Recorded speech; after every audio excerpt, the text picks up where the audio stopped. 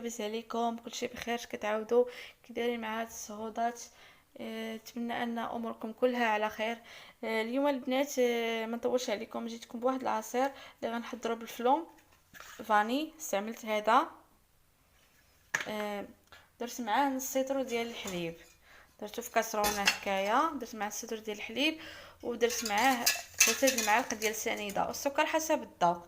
دابا غنديرو فوق البوطه باش يغلى لينا، ونحطوه في الثلاجه حتى يجمد. عاد ديك الساعه نرجع معكم باش نوريكم الطريقه اللي غندير ليه ان شاء الله. وصدقوني كيجي عصير واعر في المذاق، وكيكون خاطر، وكيكون جديد، يعني حاجه جديده توجديها لعائلتك في هذا رمضان، وخصوصا في هذا الصهد. ان شاء الله غادي ينفعكم.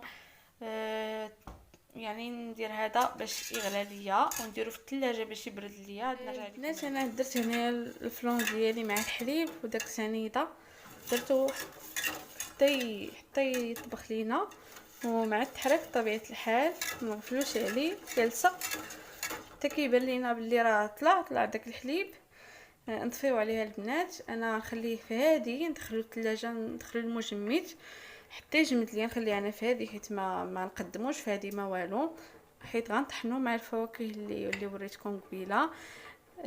دابا الا طبخ ليا الحليب، هو بدا غتبان لكم ديك الطبقه البيضاء راه بدا كيغلي، خليه حتى يغلي على خاطرو مع التحراك.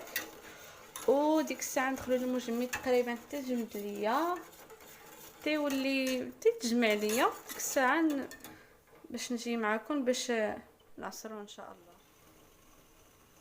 ها هو الفلون ديالنا بدا كيغلي، غادي يطلع لينا، وغنطفي عليه نخليه شويه تقريبا 2 دقائق ندخلو المجمد. ها هو الفلون ديالي وجد ليا، درتو تقريبا في المجمد تقريبا نص ساعه وجمد ليا. دابا غنكبو في مونينيكس ياك.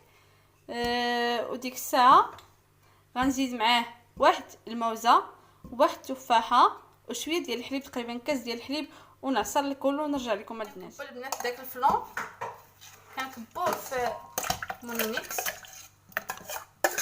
من بعد انا غنزيد عليه. صراحه صدقوني راه كيجي عصير واعر، وكما شفتوا راه مونيكس ديالي فيها تقريبا كاس ديال الحليب، كاس ديال العنبه ديال الحليب. دابا غنزيد ليه واحد الموزه، واحد التفاحه ان شاء الله. صراحه راه عصير منعش وتستافدوا منه ان شاء الله في هذا الصهد، وكينفع الفطور والسحور، وكيوجد دغيا، ويعني حاجه جديده، ماشي داك العصير اللي ولفنا. والمذاق ديالو راه روعه كيجي. دابا راه غنزيد عليه التفاح، كما قلت لكم مذاقو راه كيجي واعر، ما كنزيدش فيه لا سكر لا والو. هو راه اصلا داك الفلون اللي وجدته راه درت فيه السكر. دابا البنات غنعصر العصير ديالي ونرجع لكم. طحنا العصير ديالي. بالنسبه لديك التفاحه اللي زدتو والبنانه، راه ممكن تزيدوا 2، ممكن تزيدوا 3، وممكن تعوضوا التفاح والموز بعصير ليمون. تعصروا تقريبا 5 ديال الليمونات ولا 3 ديال الليمونات، وديروهم عوض الحليب. وانا متوفرش عندي الليمون، درت الموز والتفاح اللي متوفر عندي، وشويه ديال الحليب، ومع داك الفلون ان شاء الله غنطحنوا دابا، وغادي نرجع لكم مع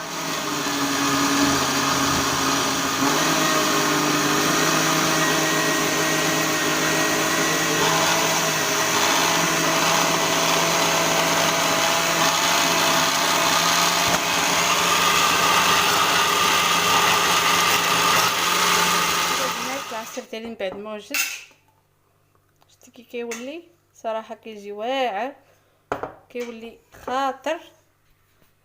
ها هو البنات، صراحه صدقوني راه كيجي زوين، كيجي واعر. نتمنى انكم تجربوا ان شاء الله وتردوا عليا الخبار. راه ممكن انك ديري ماشي غير فلون ديال الفاني، ممكن ديري ديال الفريز كذلك، ممكن تزيدي عليه اللي عجبك على حسب الاختيار ديالك. كيجي صراحه كيصدق. ممكن تزيدي عليه كما قلت لك قبيله ليمون، عصير ديال الليمون، ممكن تزيدي عليه الفراوله الا عندك، ممكن تزيدي عليه دانون الا عندك، اللي يعجبك داكشي كيبقى من الاختيار ديالك ان شاء الله. انا درت له هذه الطريقه، نتمنى انها تعجبكم ان شاء الله. صراحه صدقوني راه هو عصير منعش وكيجي بارد، وبصحتكم وراحتكم البنات. الى فيديو قادم.